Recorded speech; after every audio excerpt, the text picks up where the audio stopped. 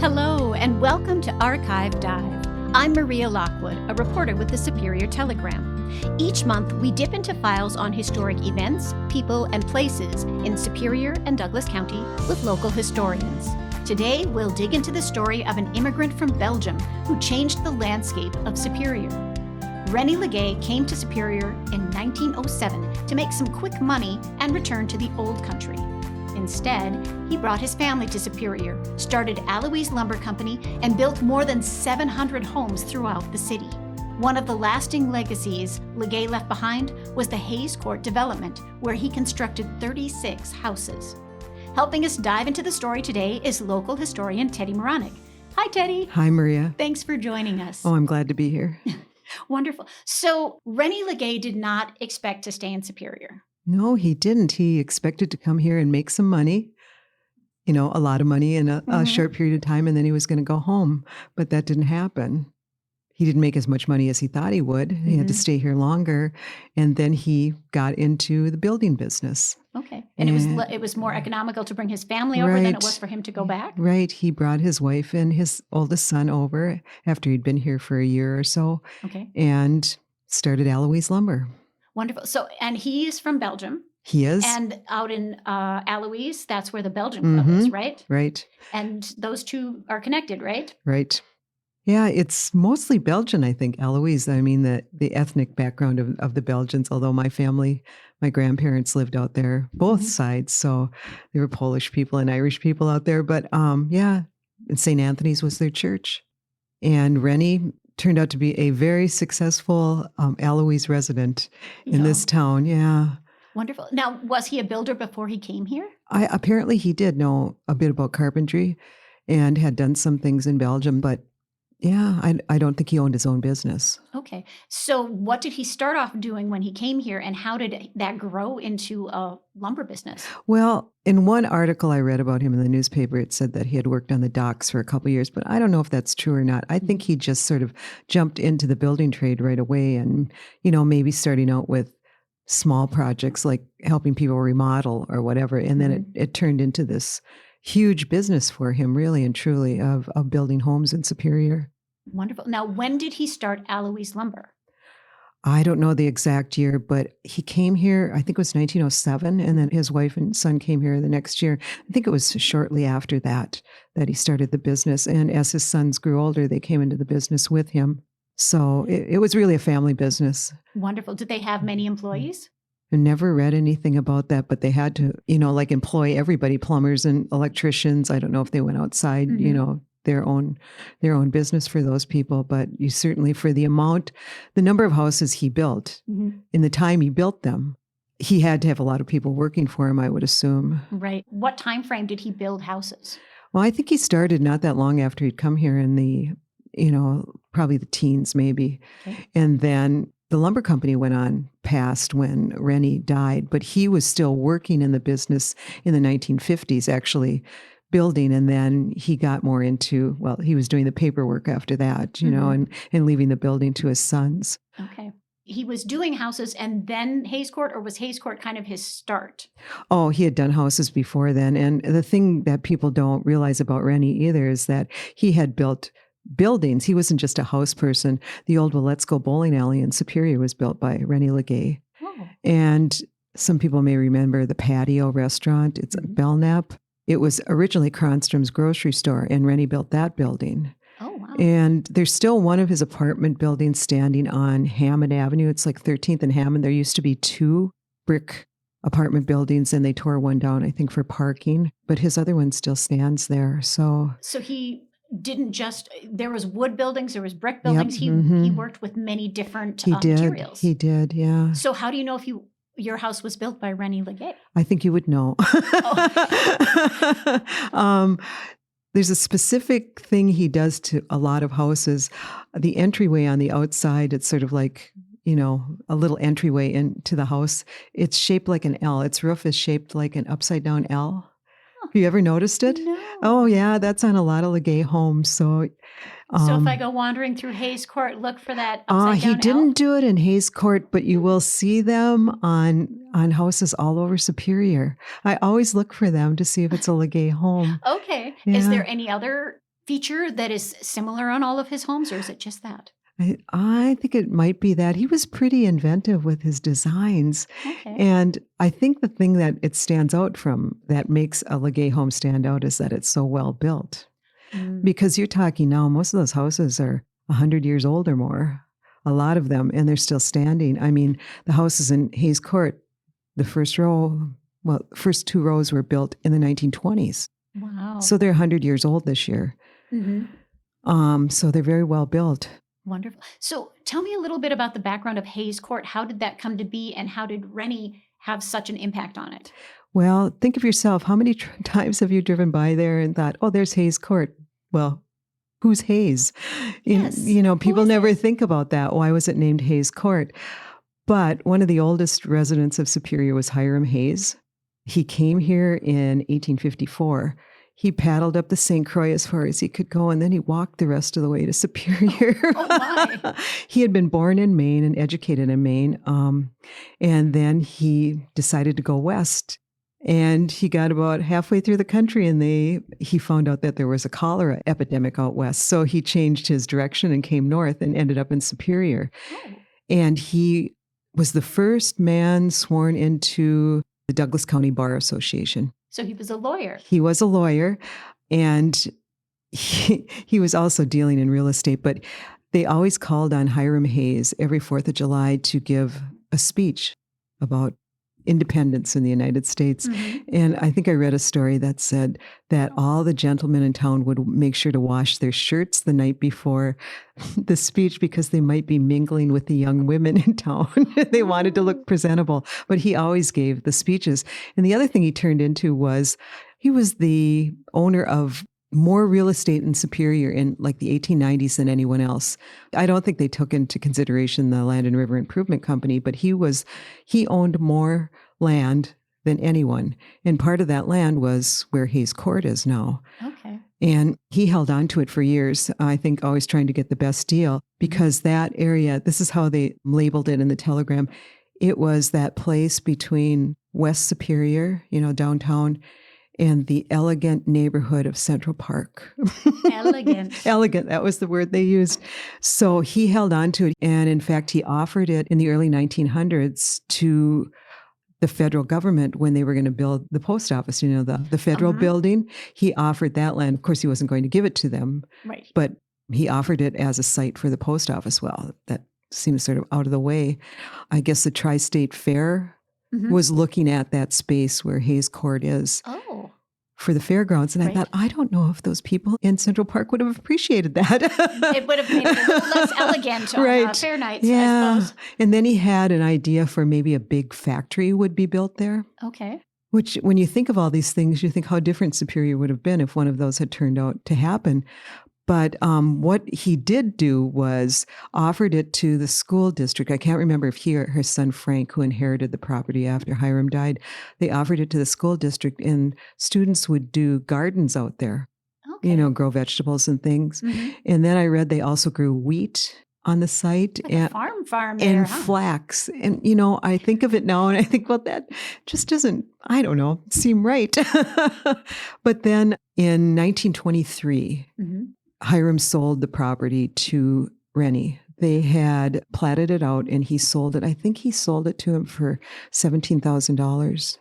For that entire area? For that entire area, A and B courts. Okay. And then Rene put up the houses. It was his money. He put up the houses. And he took out 8 permits at first and built those houses. And some of them sold before they were even finished. But, when you're driving by it and you think, Hayes Court, who's it named after? If I had only gotten out of my car and looked at the 2 light posts that they have in the front of the building, that one of them says Hayes Courts, not Hayes Court, Hayes Courts, and it says Rene Lagae Builder. Oh, there you go. So that is, it is there. Yeah. Stop and yeah. But it was courts, and no one ever refers to it as Hayes Courts. It's always just Hayes Court. No. Yeah. And there are more streets than that, A and B. And how did the rest of it get added to? It was never developed. After those first few sections, they never developed it. But then in the late 1950s, the city changed. what could be done with the property. And they decided that single family homes could be put on there. So about 1960, 61, there was a company, what were they called? I can't remember the name of them, but they bought the property and they developed it, and then they started building the houses. So there was a big gap between the first part and the second part because the early houses had gone up in the 20s, and then there was no more building back there till the 60s. Oh, wow. Yeah. Okay, that would account for the difference in the kind of the architectural styles. Yeah. Okay. Yeah, so. What kind of a guy was Rene? Is there much about him in the paper? Oh my gosh. Rene's in the paper all the time. I think they loved him. My favorite story about him, I subscribe to a service called Genealogy Bank, and they have access to all the newspapers across the country. And so I just typed in his name, and the story pops up. Every newspaper from out east to Texas, Alabama, Georgia, California, Rene Lagae, Virginia, all these. And apparently he had some property out in Bennett, I think, at that time. I don't think that was the home he eventually built, as his summer residence or whatever. But he had found a fawn in the spring and took care of it. And it, got very attached to him. So when hunting season came around, he put a red bow around its neck and said, he had a sign on the bow around his neck, and it said, "Please don't shoot me, I'm a pet." And every paper picked that story up. Did the deer survive? I don't know. There were no follow-up stories. There was just a one-hit feature. Hey, look, isn't this awesome? And then we don't know what happened to the deer. I guess the deer liked eating bread and sweets. Was that it? A lot easier than weeds, yeah. But every newspaper picked it up. I was so surprised to see that all over the country. So, okay. Did the deer have a name? I can't remember it now. What did he call it? I can't remember, but they were good friends. Yeah, followed him around, followed Rene around. So, all right, so not only a builder, but a wilderness man. This is Dan Williamson with a quick producer's notes. The name of the deer was Nanny. Now, back to the episode. And he kept close ties with Belgium. Did he? He had family over there, at least one brother, maybe more. But after the war in 1946, he decided to go. He had sporadic letters from his relatives because things didn't always get through, but he knew times were tough. So he decided in 1946 to go over there. And he packed his suitcase. You were allowed 55 pounds on the airplane. He packed it all with things that he knew his brother would need, like clothes and shoes and things like that. But this is the best part I love. He took a plane from Chicago to London, and it was 20 hours. Wow. They must have had to stop and refuel someplace, I think, 20 hours on the plane to get to London. And then he flew to Belgium then, and then he took a train to his hometown. Okay. I guess he went there. He went back like 8 times during his lifetime to go back. Wow. Did he always bring I imagine he did after, both wars. Make more money here than there at that point. Oh, yeah. So, he was in the newspaper all the time because he was one of these builders in town who would put on like open houses. He'd build a new house and he'd crank out all this advertising and people would come and see it. And one of my favorite ads is about the electric home, all electric home he built on North 20th. All electric. All electric. I think it might have even had an electric fireplace. It was built in it must have been built around the time Hayes Court. Anyway, but my absolute favorite part of it is all the fixtures in the bathroom are green. And it also had a green kitchen sink. But that wasn't the only time he put in a green sink. So there must be some reason why he did that, because it doesn't seem to me like during that era that green sinks would be a big thing. But But he did that. Very strange. I wonder if any of the other homes got green sinks. And then I was looking on the internet last night on some of the houses in Hayes Court, and I think there's one that has a green kitchen, but all the cabinets are green, but it doesn't look new. It looks like they are probably updated. No, they look like they're they're old. The original. Yeah. Oh. So green must have been his color. I would love to find out more about that. Definitely. Because that seems so out of sync really for that time period that you would have colored fixtures anywhere, your bathroom or your kitchen. Where did he live? He lived in Allouez. He lived on East First Street, like 40th and East First Street. Did he build his own home? I believe so. And he was right across from the lumber yard. Oh, wonderful. So you just had to walk across the street to go to work. Yeah, you could never escape work. Right, you can never escape work. It's right there, yeah. And then now Allouez Lumber Company continued after his death? Right, yeah. But then the business burned down, I believe. No. Yeah, I don't know what year, but yeah, so that's too bad. But his houses, it's amazing how many houses, because I would look in the newspaper and see these ads and I think, oh, I wonder if that house is still here. Sure enough, most times when I drive by, it was still there. He built some really unique things. He didn't build the same house all the time. Mm-hmm. There's a really nice one out on East 2nd Street that's multicolored brick.